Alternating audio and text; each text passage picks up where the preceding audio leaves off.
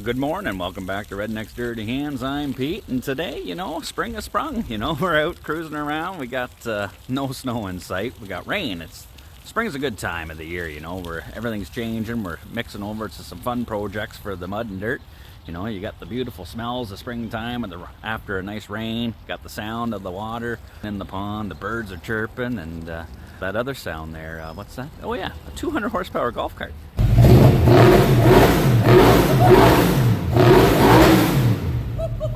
Oh, yeah, baby! Oh, if that don't get you up in the morning, I don't know what will. Now, there's a company called Pfizer that makes a tiny little blue pill that helps fellas with a little bit of a problem, getting her up in the morning. But Fuel Tech and Yamaha R1 there, that combination right there gets her done without any pharmaceutical help. Like, we're talking showing. Come on, Christina, it's happening. Now, that's a hard pill to swallow. That's what she said. I guess you could say it's pretty horny. Speaking of horny, I haven't even tried these out yet. That's supposed to be the Dukes of Hazzard horn there, so we're just gonna put a couple wood screws in my clamps here. What redneck wouldn't test his horn this way? Jam that one on the positive, this one on the negative. Let's go.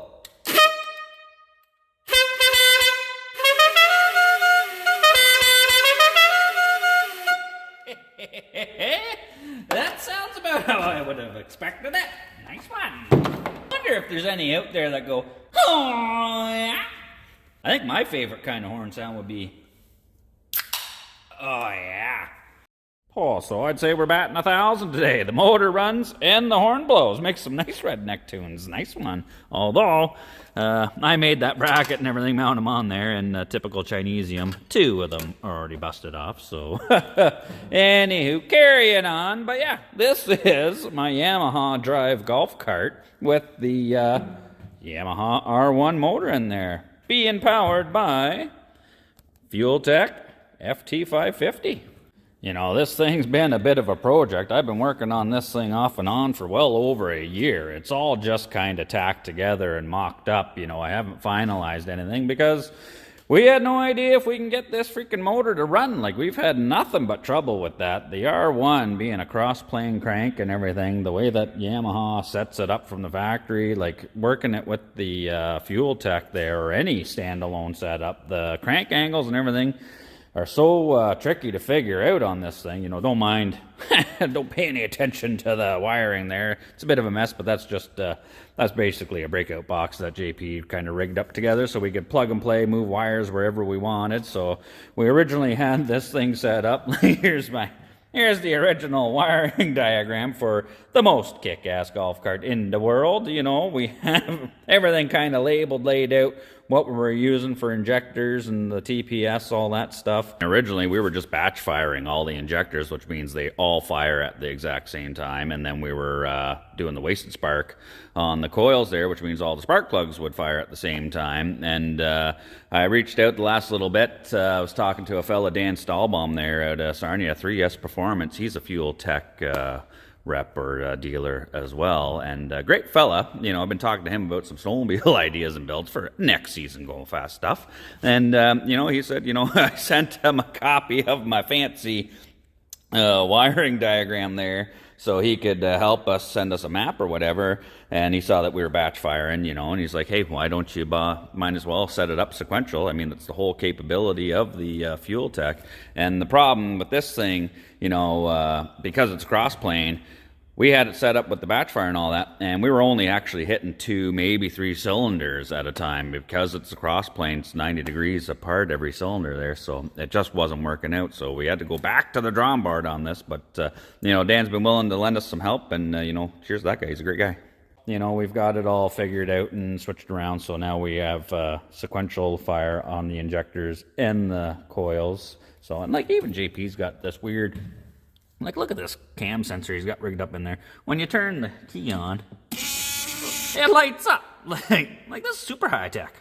And I mean, I got to give it to JP. You know, the high tech side of this is mainly on his shoulders. And, like, I have no idea even where you'd get a sensor like that. But, you know, he's been spending lots of time racking his brains, you know, going back and forth. And, you know, he's basically been spot on with everything we need to do. We're on the right path and everything. It's just this motor's a little bit tricky, you know. So, you know, he's staying at it, and he's determined just as much as I am to get this thing running.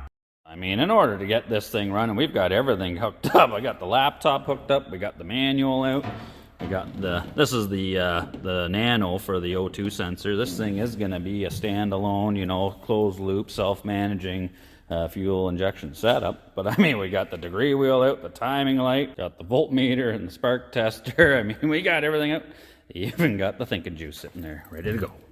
Now, this is a slightly different setup than how it would be in the R1. I mean, we're using LS coils. You know, that's one bank off of one side of a GM V8. And then I've stripped the airbox. I'm just using the velocity stacks out of the stock R1 airbox. It did originally run 8 injectors. It had 4 up on top and then 4 in the fuel rail. So I replaced the 4 original ones. We put Apex injectors in there. They're a little bit more cc's, so it works out better that way. So we can just run it off of those 4, ditch the other ones, and then, we got the short exhaust, got the O2 sensor in there, so this thing will be able to self-manage. And, yeah, originally these are like 180 horsepower in the R1. I think with the intake, being the short, free flowing, the bigger injectors, the shorter exhaust, and the capability of tuning, this will be 200 horsepower, no problem. And I mean, who wouldn't want a 200 horsepower golf cart? I know John Daly would. Cruising around getting all the birdies. And I mean, if you follow the channel, you know we're Yamaha fans, and I wanted to build the ultimate Yamaha golf cart, A lot of guys have built other ones, I've seen a bunch out there. There's some cool ones and all that, but typically most of the ones that I've seen just look like a crappy old golf cart with a street bike motor plunked in there. And you know what? I got this Yamaha Drive golf cart. It's got a fantastic solid frame in there. The body panels look pretty decent on this thing when it's all together. And I mean, we're using top of the line Yamaha golf cart. Might as well use Yamaha's top of the line street bike motor. 1000 R1, fuel injected. Go big, man. Go big or go home. But unfortunately, choosing the R1 motor was a bit of a, made things a little bit harder because, not that easy to hook up with a standalone fuel injection setup. I got it all mocked up and everything, but getting this thing running in here, it's a lot like going on a first date with a really nice girl, She wasn't easy. I couldn't use the stock wiring harness and all that because, I totally gutted the airbox. It has the electronic controlled throttle and the idle, and it had the extra injectors and all that. But that thing looked like Darth Vader's helmet sitting on there, and there's no way I wanted that. I wanted the motor sitting down nice and low, so when this thing's all said and done, it kind of looks like a stock golf cart. I didn't want the motor sticking out, way above. I wanted you to be able to sit on it like normal and all that, so had the 86, the stock wiring harness, and, kind of maybe because I let the magic smoke out of the original ECU, Whoopsie! So we had to find another idea of how to run this thing, and JP originally, he picked up a standalone ECU called the Micro Squirt. Kind of sounds like what happens when I see Christina. And he farted around with that had the engine on his workbench at home. He had it running, but it was the same thing. It was, on batch fire, wasted spark, all that jazz, and it wasn't quite right. So then, I reached out to a buddy of mine, Stevie P. He's good friends with the fellas at Antimassey's Track and Trail. I mean, those guys are living legends. They build some of the wildest two-stroke snowmobile stuff going. They're 800 Pro Mods, all that stuff. They run fuel tech on a lot of the stuff that they do, and I mean, hey, if you're going to talk to somebody about how to do engine management, those are the guys to talk to. So Stevie P took me over there. That's where I bought the fuel tech unit and told them, I had plans of putting it on a golf cart. So yeah, they're all for that. But figuring out how to get this thing running with the fuel tech was harder than Japanese arithmetic. I mean, even with Dan's help there, great fella lending us a hand and all that, trying to figure out the proper crank angles to set this thing at. Yamaha's kind of sneaky in the manuals and stuff. When you set this thing to top dead center, it's at 0 degrees, but then the cam reference is at 0 degrees. And when you got to time this engine, you got to roll it back 105 degrees, set your timing marks and all that. So trying to find the proper timing reference for this thing, it ain't easy. You know, it's supposed to be 1324. 1 starts at 270, and then it goes 3 is 180, 2 is 90 degrees, and then 4 is another 180. We plug in all the information we get and all that, and this thing's just, you know, ends up like a night after Taco Bell. Just a lot of popping, bang, farting. We were trying to get this running. It was, you know, I was getting more frustrated than Billy Madison listened to the stuttering kid read. Like, we want this thing to run today, Junior. Like, I even threatened it. I was like, I got a Hayabusa motor. I will yank you out and put the Busa in. But I was like, no. We gotta give it a go. We searched the internet and like we couldn't find any information on anybody running Fuel Tech on an R1 engine, so we were just hitting a brick wall. But luckily, Fuel Tech, when you buy the Fuel Tech, they are pretty sweet. You got a phone number there, you give them a call, they got tech support. And we got a hold of a fella named Manny in Georgia, heck of a fella. He spent, you know, 2 or 3 hours, I think on Monday, there with us, trying to plug it in, remote tuning with us, you know, linked in on the old interwebs and all that.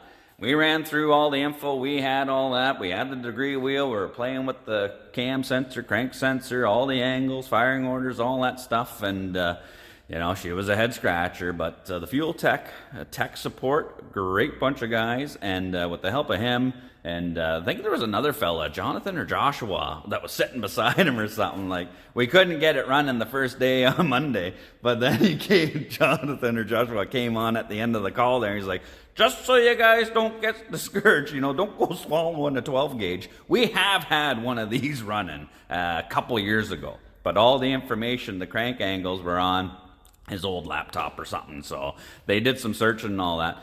The problem is when you input all the crank angles, the timing information that should work in this, for some reason it don't. These R1 cross-plane cranks are just tricky that way.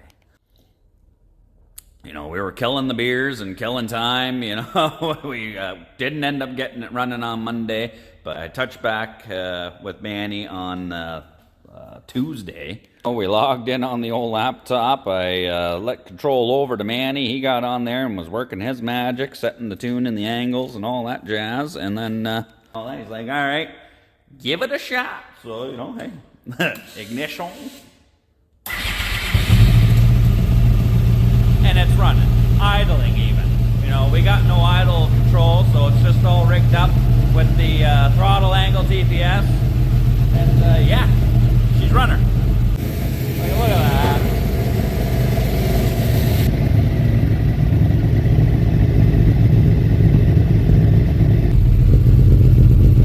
Oh, yeah.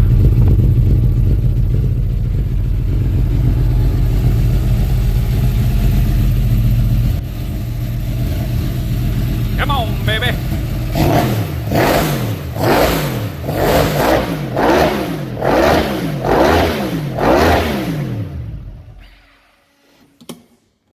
And I mean now, Yamaha golf cart, R1 motor, Fuel Tech, and cold beer make Peter a happy man. And I mean, shout out to Manny in Georgia from Fuel Tech. Your friends need to start calling you E because you're the Manny. So now that we know it's a runner, I can actually finish this build off. I can carry on. Unfortunately, it's all just tacked together and mocked up, so I got to blow it all apart. You know, finish welding everything, kind of find out where everything's going to go. JP's got to make a proper wiring harness. Doesn't look like the battery's charging, so we got to figure that out. You know, we're going to need electrical juice too. And yeah, carry on with this build over the summer months. Hopefully be driving this thing in, I don't know, I'm hoping like a month or so, man. You know, I want, when the nice weather comes, I want to be tearing up the streets, laying a couple of strips everywhere I go. I do have a line lock on this thing, so I can already smell the rubber. Hopefully the next couple of videos will be working on that thing, getting it up and running. You know, let me know, leave a comment, and hit the like button. Let me know if you like the idea of this thing, if you want to see more videos of it, and you know, hopefully we'll be tearing up the streets, man. And I know a lot of you has been commenting and asking for quite some time about merch and stickers and stuff like that. It's been running to my regular business, doing the YouTube channel, making videos, all that stuff. it takes a lot of time, but I do have some stickers finally, and we're trying to get the website set up. Hopefully it'll be set up soon. You'll be able to order stickers anyway, and we got a few. My buddy Nick that does all the stickers, he does all the wraps, the Redneck's Dirty Hands, Yo Mama, all the stickers. He's done up some sticker sheets for me. We got some She Dangles ones, got a little bit of everything on there, and we got the big She Dangle stickers for the back of your truck window, or the big logo for the back window. I mean, these things look great on the back of a rig. Like, I got one on the back of my Silverado, and my brother Cody representing on his Cummins. Nice one. Look at that. Now that looks good right there. And then we got the other sticker sheet with our main logo, and then some of the smaller other ones. You can even pull these skulls out and stick them on stuff. And then smaller main logo and the smaller She Dangles. So yeah, hopefully soon you guys will be able to go on the store, check those out, order them up. I mean, you can stick them anywhere you want. I got a crap ton pasted on the new beer fridge, and all my koozie cups and everything. Put them on your four-wheelers, put them on your toolboxes, put them on the walls, put them on your bikes, put them on your sleds, put them on your golf carts, whatever. You can even put them on your motorcycles or your beer runner.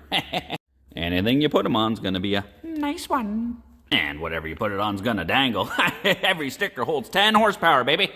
So I hope you enjoyed this video. As always, thanks for tuning in. Leave a comment. Let me know what you think of this. Send the stickers and all that. And like I said, we should have the website up and going soon. It's just, I don't know, shipping and price. And yeah, I'm new to all this kind of stuff. So bear with me, but they will be available soon. And leave a comment. Hopefully you guys stick around and watch this thing get built, because it's gonna be wild. If you're not subscribed, please consider doing so. I enjoy making these videos, having fun, and as always, take her easy.